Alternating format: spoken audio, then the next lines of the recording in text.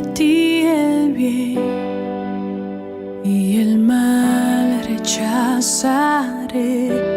Si sé que tú eres Señor, soberano y justo, como el de alabarte en bendición y olvidarte en el dolor. Si sé que tienes el control de toda tu creación.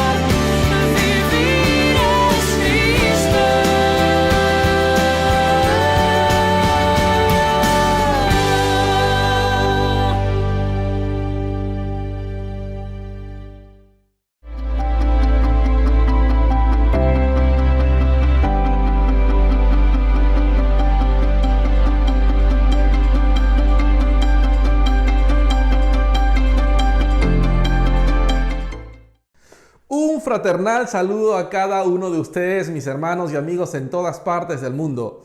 Empezamos un nuevo año lleno de desafíos y expectantes de lo que Dios hará.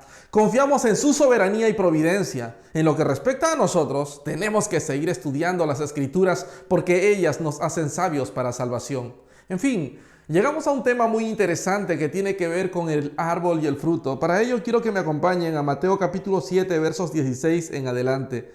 Por sus frutos los conoceréis. ¿Acaso se recogen uvas de los espinos o higos de los abrojos?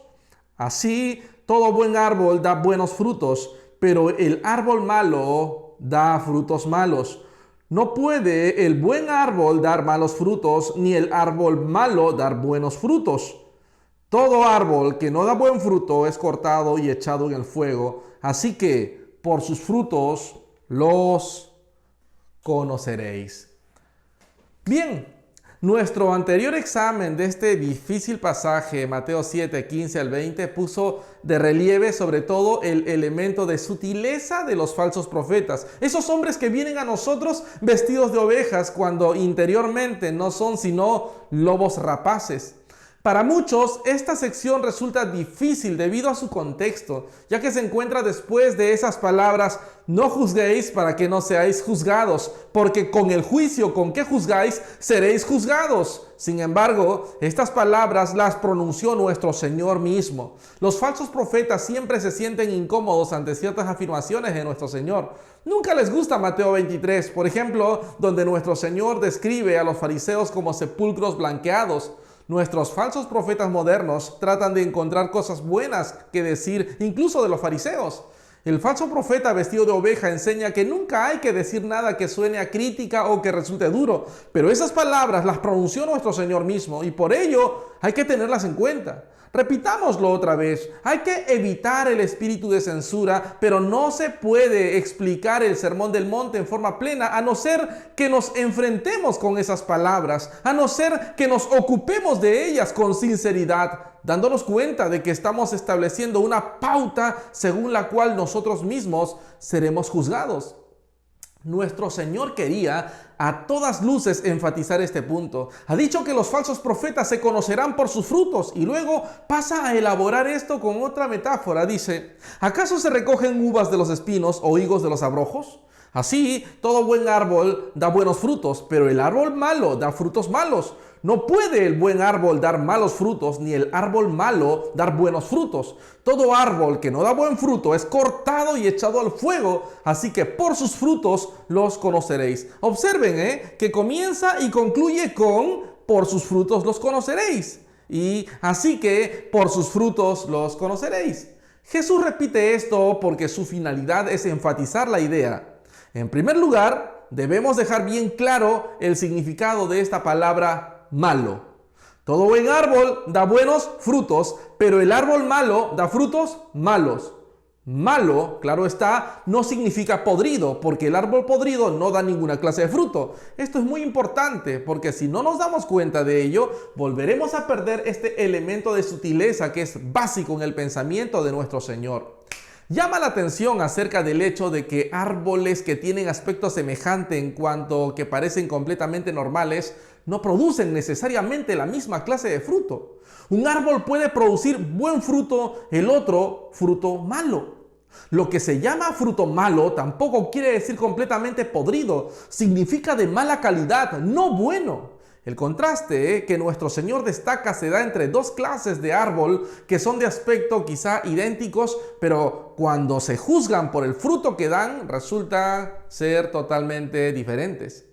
Uno se puede comer, pero el otro no. Es evidente que esto contiene una enseñanza muy profunda. Una vez examinada la cuestión doctrinal, se puede pasar ya a la cuestión de la vida, de la conducta, del comportamiento. Antes de entrar en detalles, sin embargo, hay que subrayar el gran principio que nuestro Señor inculca aquí.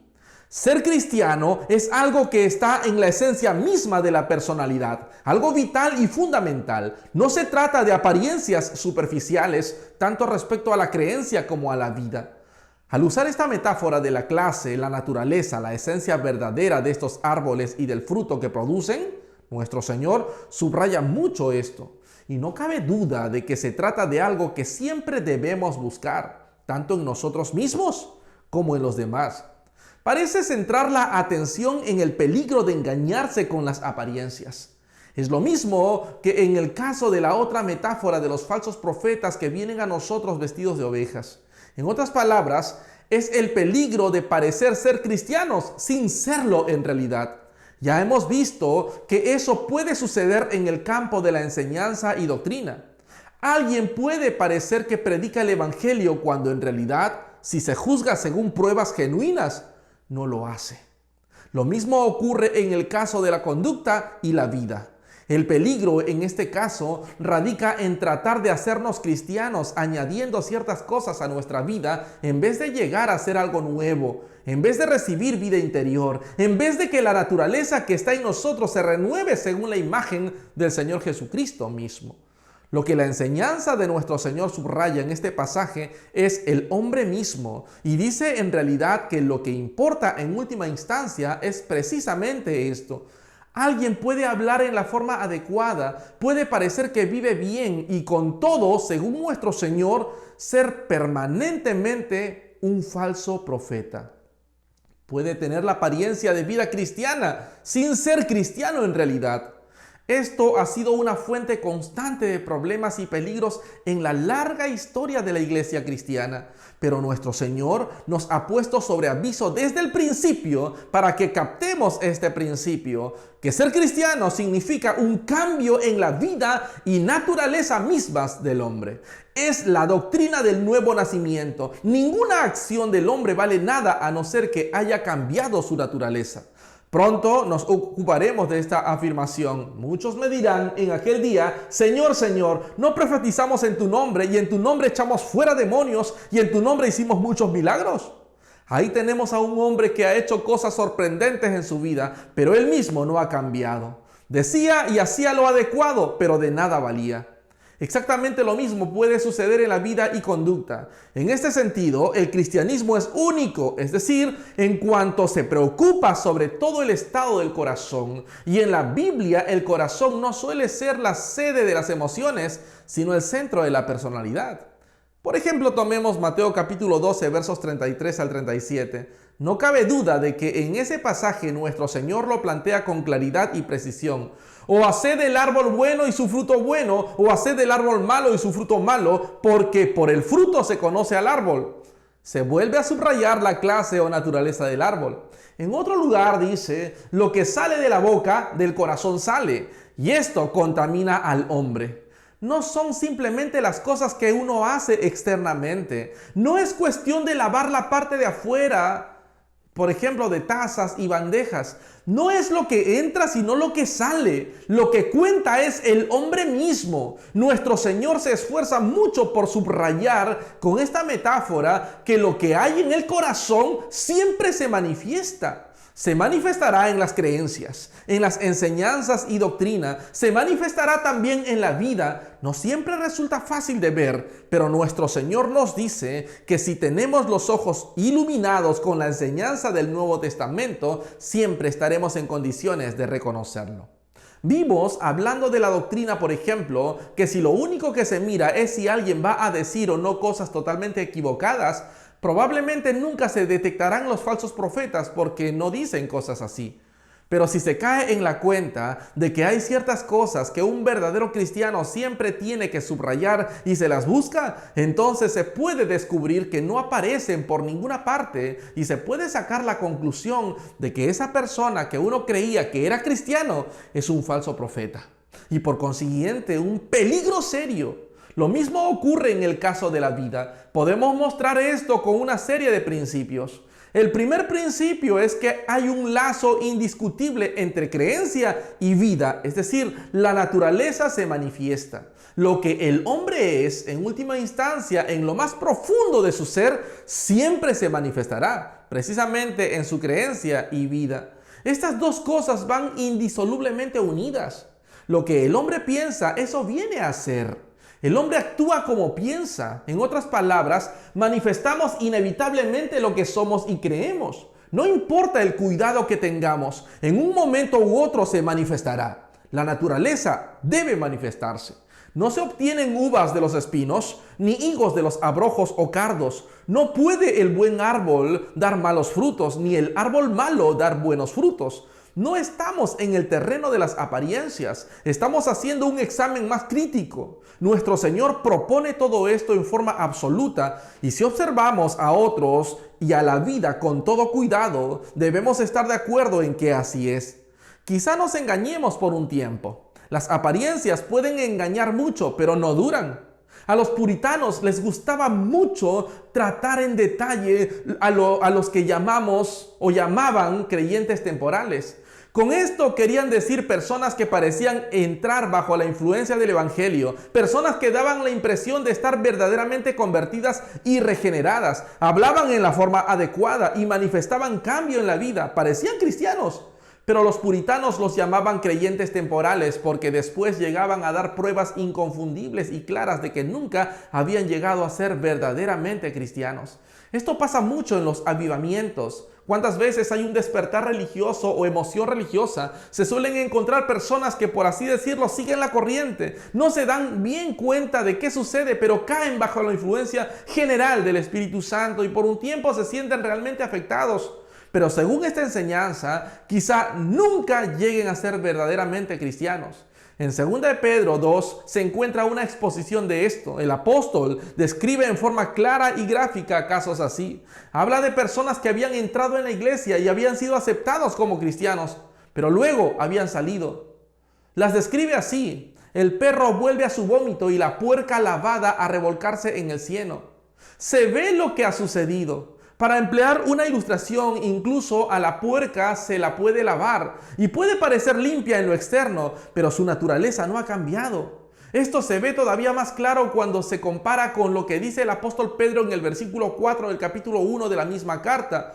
Afirma que el cristiano ha huido de la corrupción que hay en el mundo a causa de la concupiscencia. Pero cuando llega a esos creyentes temporales, en el capítulo 2 dice que han sido sacados no de la corrupción, sino de las contaminaciones. Hay una especie de purificación superficial que no cambia la naturaleza. El purificarse es importante, pero puede ser muy engañador. El que solo se ha purificado en lo externo puede parecer cristiano, pero la argumentación de nuestro Señor es que lo que hace que lo que sea o no es la naturaleza íntima. Y esta naturaleza íntima tiene que manifestarse. Quizá haya que esperar antes de encontrar pruebas verdaderas. Dios lo ve desde el principio, pero nosotros somos muy lentos en ver estas cosas. Pero en un momento u otro el hombre mostrará lo que es. Con toda seguridad lo mostrará en su enseñanza y también en su vida. Es completamente inevitable. Podemos decir, por tanto, que la verdadera fe cristiana debe producir por necesidad una forma característica de vivir. Sin duda que este es el significado de la pregunta: ¿acaso se recogen uvas de los espinos o higos de los abrojos o cardos? Estas cosas nunca se pueden separar. La naturaleza íntima se va a manifestar. La creencia básica del hombre se manifestará en su vida, ya sea antes o después. Debemos tener cuidado, por tanto, en no creer verdadero lo que parece como cristianismo genuino, pero que en realidad no es sino impostura y apariencia externa. Se nos exhorta a que nos enseñemos y disciplinemos a nosotros mismos para buscar con cuidado el fruto. Ahora debemos examinar en detalle la naturaleza o carácter del fruto bueno. Debemos buscarlo en nosotros mismos y en los demás. Debemos tener sumo cuidado porque hay quienes se encuentran fuera de la puerta estrecha y angosta diciéndonos: no hay que hacer todo esto, este es el camino, y nos pueden engañar. Por ello debemos aprender a discriminar y también a examinar el fruto. Debemos tener presente este elemento de sutileza. Hay clases de vida que se parecen mucho al verdadero cristianismo y obviamente son las más peligrosas de todas. Parece cada vez más claro que los enemigos mayores de la fe cristiana genuina no son los que se hallan en el mundo persiguiendo en forma agresiva al cristianismo o prescindiendo de forma abierta de su enseñanza. Son más bien los que poseen un cristianismo falso e ilegítimo. Son los que recibirán la condena que nuestro Señor lanza en este pasaje contra los falsos profetas. Si uno examina la historia de la iglesia, desde sus comienzos descubre que siempre ha sido así. El cristianismo falso y fingido siempre ha sido el obstáculo y enemigo mayor de la verdadera espiritualidad. Y no cabe duda de que el problema mayor en los tiempos actuales es el estado mundano de la iglesia. Debería preocuparnos mucho más el estado de la iglesia misma que el estado del mundo fuera de la iglesia.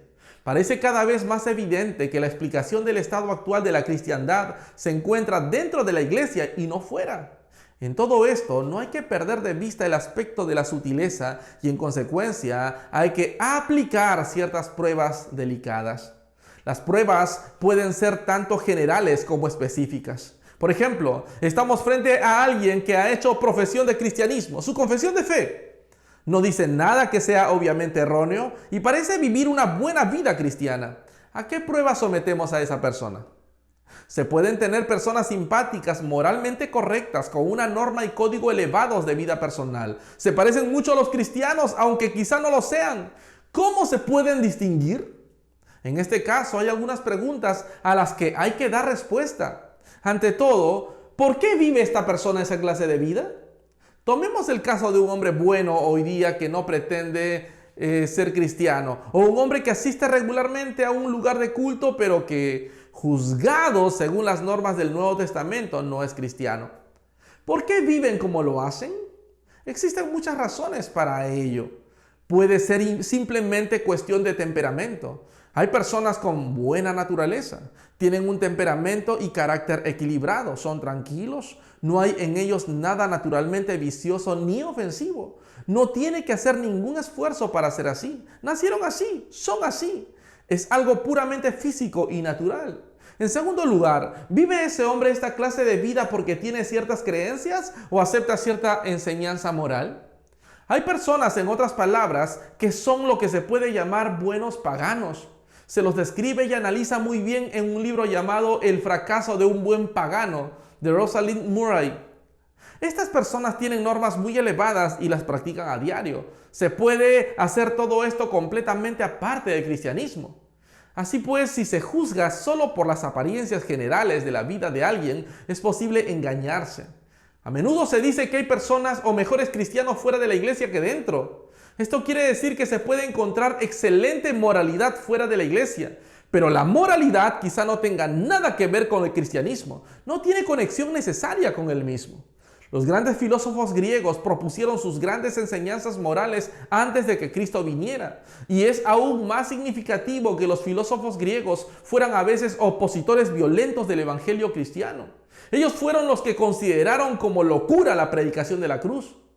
En consecuencia, hermanos, no hay que mirar solamente al hombre y a su vida en general. Hay que tratar de descubrir las razones y motivos de sus actos. Desde el punto de vista cristiano, existe una sola prueba vital a este respecto. ¿Da este hombre la impresión de que vive esa clase de vida porque es cristiano y debido a su fe cristiana? Si no vive así, por ser cristiano, de nada vale. Es lo que nuestro Señor llama frutos malos. El Antiguo Testamento lo plantea con mucho vigor cuando dice: todas nuestras justicias son como trapo de inmundicia. A los ojos de Dios, lo que tiene valor en última instancia es solo lo que es fruto del carácter cristiano, es decir, lo que nace de la nueva naturaleza. Esta es la prueba general. Vemos ahora algunas pruebas específicas. En esto debemos tener cuidado para no exponernos a que se nos acuse de espíritu de crítica. Además, debemos tener presente que lo que digamos nos juzga a nosotros mismos. Las pruebas específicas de esta vida son tanto negativas como positivas. Decimos negativas en cuanto que si alguien no es verdaderamente cristiano, si no posee la verdadera doctrina cristiana, encontraremos inevitablemente en su vida una cierta flojedad, un cierto fallo en conformarse al verdadero carácter cristiano. No hace nada totalmente malo, no cae ni en la embriaguez, ni en el homicidio, ni en ningún otro pecado grave. Pero a no ser que el hombre crea en los puntos esenciales de la fe cristiana que subrayamos antes, en su vida aparecerán puntos flojos. Si el hombre es consciente de la santidad total, absoluta de Dios y de la malicia extrema del pecado, si no ve que el verdadero mensaje de la cruz del Calvario es que la justicia del hombre nada vale y que el hombre es pecador despreciable, sin esperanza, todo esto se va a notar en su vida. Tiene que aparecer, y de hecho aparece, aunque su vida se conforme a un código moral general. En el hombre que rechaza esta doctrina de la salvación, siempre hay algún sector en el que hay fallos en cuanto al andar por el camino angosto, algún sector en el que se da conformidad con el mundo y sus puntos de vista. Su forma de vivir se puede parecer mucho a la del cristiano, pero si se observan los detalles, se descubrirá que falla. Es muy difícil plantear esto en una forma clara y explícita. Hay personas acerca de las que solo se puede decir que, aunque no se encuentre en ellas nada específicamente malo, se percibe que hay algo básicamente malo. No se encuentra nada específico que condenar, pero al mismo tiempo se siente que toda su perspectiva es secular y no espiritual, que si bien nunca hacen nada totalmente mundano, toda su actitud es mundana. Hay en ellos una falta de claridad, de calidad y una ausencia de esa atmósfera peculiar que siempre se encuentra en la persona verdaderamente espiritual. Pero para plantearlo en forma positiva, lo que hay que buscar en todo aquel que se dice cristiano es la prueba de las bienaventuranzas. La prueba del fruto nunca es negativa, sino positiva.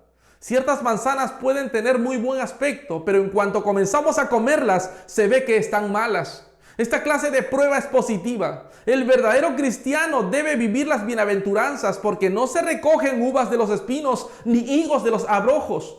El árbol bueno da frutos buenos. No puede evitarlo, tiene que darlos.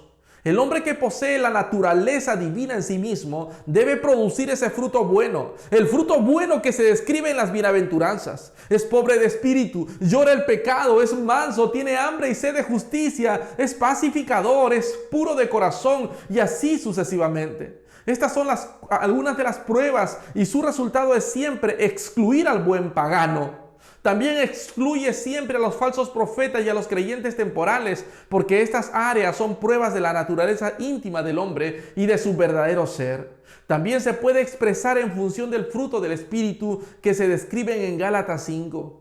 El fruto que se forma en nosotros y que se manifiesta es amor, paz, paciencia, benignidad, bondad, mansedumbre, templanza, fe. Este es el fruto y hay que buscarlo en la vida del hombre. No se encuentra en el hombre que es solo moralmente justo. Este fruto solo lo produce un árbol bueno. Al cristiano se le suele conocer por su mismo aspecto. El hombre que cree en la santidad de Dios y que conoce su propia condición pecadora y la negrura de su corazón. El hombre que cree en el juicio de Dios y en la posibilidad del infierno y el tormento. El hombre que realmente cree que es tan vil e impotente que nada lo puede salvar y reconciliar con Dios, sino la venida del Hijo de Dios del cielo a la tierra y su ascenso a la vergüenza y agonía y crueldad de la cruz. Este hombre va a mostrar todo esto en su personalidad. Es un hombre que tiene que dar la impresión de mansedumbre, que será humilde. Nuestro Señor nos recuerda en este pasaje que si alguien no es humilde, hay que tener mucha cautela con él. Puede ir vestido de oveja, pero esto no es verdadera humildad, no es verdadera mansedumbre. Y si la doctrina de alguien es equivocada, se manifestará en esto. Será afable y agradable, resultará atractivo para el hombre natural y para lo físico y carnal, pero no dará la impresión de ser alguien que se ha visto como pecador, camino del infierno y que ha sido salvado solo por la gracia de Dios. La verdad que hay dentro debe afectar necesariamente la apariencia del hombre. El hombre del Nuevo Testamento es sobrio, grave y humilde, manso. Posee el gozo del Señor en el corazón, sí, pero no es efusivo, no es ruidoso, no es carnal en su vida. Es alguien que dice con Pablo, los que estamos en este tabernáculo gemimos con angustia en 2 Corintios 5:4. Decir y creer esto afectará la totalidad del hombre, incluso la misma forma de vestir y el porte. No se interesa por la pompa y lo externo, no se interesa por causar impresión, es manso y se preocupa de Dios y de su relación con Él, de la verdad de Dios. La prueba definitiva, sin embargo, es la humildad. Si en nosotros está el orgullo de la vida y el mundo, por necesidad no sabemos gran cosa de la verdad y deberíamos examinarnos de nuevo para asegurarnos de que poseemos la nueva naturaleza. Lo que tenemos dentro se manifestará. Si soy de mente mundana, aunque predique una gran doctrina, aunque haya renunciado a ciertas cosas, se manifestarán mis palabras ociosas. Nuestro Señor dice que seremos juzgados por nuestras palabras ociosas en Mateo 12:36. Mostramos realmente lo que somos cuando no estamos sobre aviso. Podemos dar la impresión de que somos cristianos, pero nuestra verdadera naturaleza se manifiesta en lo que sale espontáneamente de uno. En consecuencia, todo lo que rodea a este hombre proclamará lo que es. La forma en que alguien predica suele ser mucho más significativa de lo que dice, porque la forma en que habla revela lo que realmente es. Los métodos de una persona a veces desmienten el mensaje que se predica. El que predica el juicio y la salvación y sin embargo ríe, bromea, niega lo que está predicando. La confianza en sí mismo, el depender de la habilidad humana y de la personalidad, proclaman que el hombre posee una naturaleza muy alejada de la del Hijo de Dios, quien fue manso y humilde de corazón. Un hombre así no es como el apóstol Pablo, quien al ir a predicar a Corinto no fue con confianza en sí mismo y en su sabiduría, sino con debilidad y mucho temblor y temor. ¿Cómo nos traicionamos? ¿Cómo manifestamos lo que realmente somos con nuestros actos espontáneos? Finalmente, debemos recordar que sea lo que fuere lo que pensemos de estas cosas, y por equivocados que estemos en nuestros juicios y por mucho que nos engañen los falsos profetas, Dios es el juez y Dios nunca se engaña. Todo árbol que no da buen fruto es cortado y echado en el fuego. Que Dios tenga misericordia de nosotros, que nos abra los ojos a estos principios vitales y nos capacite para ejercer este discernimiento respecto a nosotros mismos y respecto a todos los que pueden resultar peligrosos para nuestra alma y están falsificando gravemente la causa de nuestro bendito Señor en este mundo pecador y necesitado. Concentrémonos en asegurarnos que poseemos la naturaleza divina, que participamos de la misma, que el árbol es bueno, porque si el árbol es bueno, lo es, el fruto también lo será por necesidad. Oremos, amados. Te damos gracias, Señor. Gracias por este tiempo que nos permites reconocer tu grandeza, tu soberanía, y no solo eso, sino también aprender juntos tu palabra santa.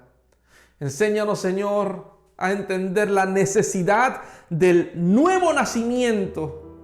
Ayúdanos, Señor, a examinarnos a nosotros mismos, a probarnos a nosotros mismos. No vaya a ser que muchos estemos confiados y confiando en nuestra propia habilidad, o creyendo que ya hemos nacido de nuevo cuando eso está lejos de la verdad. Señor, ayúdanos a tener necesidad real de un nuevo nacimiento. Genuino, Señor, una genuina conversión. No hay forma de entrar en el reino de los cielos si no es a través de un genuino nacimiento. Te damos gracias, Señor, por tu palabra. Y a ti que me estás escuchando por primera vez, si aún no has reconocido que eres pecador, la Escritura dice que la ira de Dios está sobre ti. Pero sabes, también hay buenas noticias. Y es que Dios muestra su amor para con nosotros en que, siendo aún pecadores, Cristo murió por nosotros. Tienes hoy la oportunidad de ser libre de esa sentencia, de esa ira eterna y perpetua. Hoy puedes ser libre, viniendo al Señor y en oración pidiendo auxilio, socorro. Señor, líbrame, perdona mis pecados, me arrepiento de todos ellos. Y ven a Jesús, ven a Jesús. Él es el camino, la verdad y la vida. Que Dios los bendiga, amigos y hermanos y toda la iglesia. Que tengan una semana maravillosa. En Dios confiamos. Este año creemos, en Cristo haremos proezas. Hasta pronto.